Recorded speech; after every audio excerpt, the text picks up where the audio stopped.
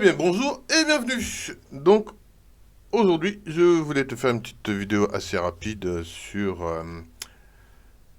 un sujet, un de mes sujets du moment. C'est les problèmes dans les recherches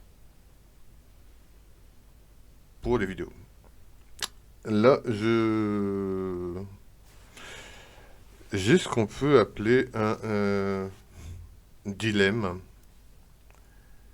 Euh, c'est que j'ai des grosses incohérences. Non, c'est pas un dilemme, mais bon, j'ai un énorme choix à faire, on va dire. J'ai une énorme incohérence euh, dans des dates. Et ce n'est pas n'importe lesquelles, c'est les dates de naissance, quoi, la date de naissance de Monsieur Isaac Asimov.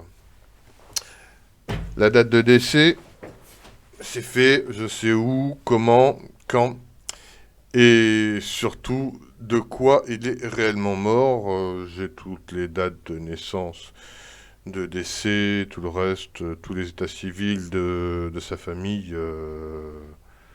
Tout est ok parce que c'est quand même quand tu fais quand tu commences à faire une vidéo sur une personne aussi connue et reconnue que Monsieur Isaac Asimov, et toute autre personne connue ou reconnue hein, dans le monde, tu fais quand même une petite fiche et tu fais l'état civil et si possible pour avoir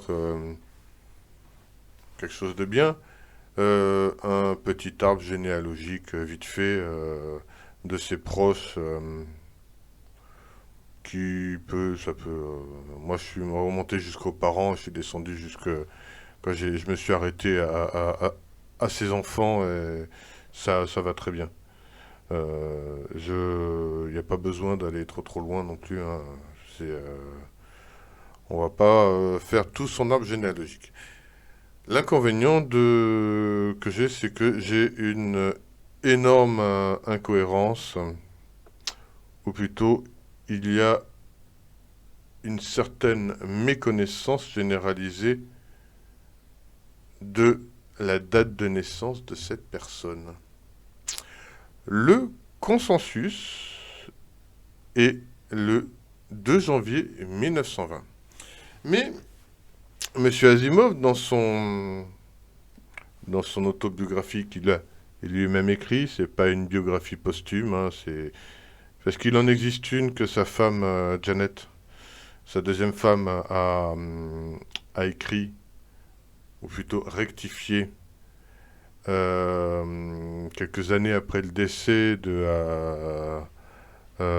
c'était en 2002, je me rappelle bien de mes fiches, en 2002, Janet a fait une version de l'autobiographie, celle-ci, d'Isaac Asimov. D'ailleurs, c'est la seule autobiographie réelle d'Asimov, où elle donne les,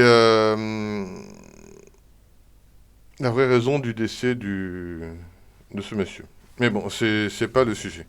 Dans cette biographie, la date du consensus n'est pas la même. C'est le 1er janvier 1920. Tu vas me dire, oh, pour 24 heures ou même moins, on s'en fout un peu, c'est pas bien grave. Hein.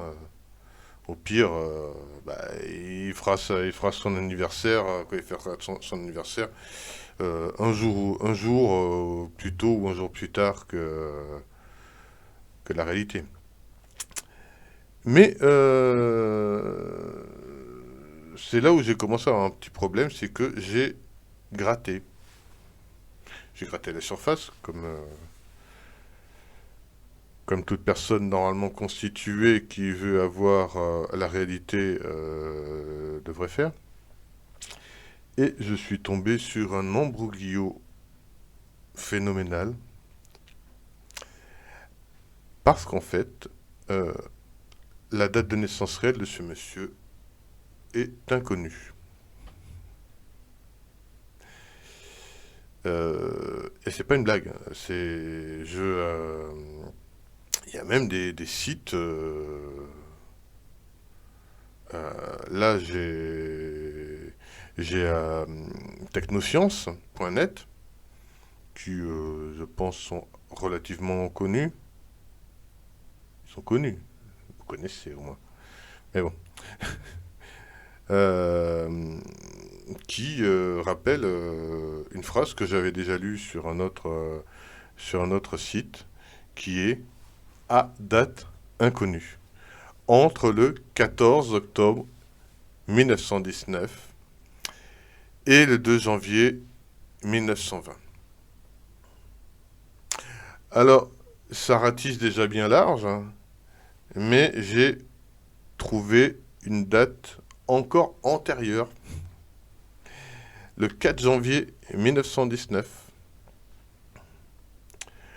Donc là, déjà, nous avons euh, 4 dates, plus un râteau.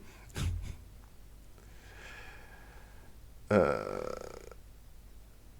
le 4 janvier 1919, le 14 octobre 1919, le 1er janvier et le 2 janvier 1920, et le râteau qui va du 14 octobre 1919 et le 2 janvier, quoi, jusqu'au 2 janvier 1920.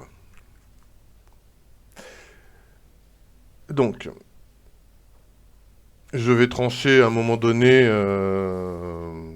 ce n'est pas un problème, soit je vais rester sur le consensus général, soit je vais simplement prendre les mots du monsieur dans sa biographie, comme dans son autobiographie, et ça ira très bien comme ça. Mais la question est, toi, tu choisis quoi? Faire confiance au consensus ou gratter un peu, quitte à avoir des déconvenus? Parce que là, j'étais parti sur... J'ai le choix entre deux dates, et maintenant je me retrouve avec un calendrier. Non, je te laisse me dire ton point de vue en commentaire, et, et bien entendu, je te dis à plus tard, à une prochaine, et bisous.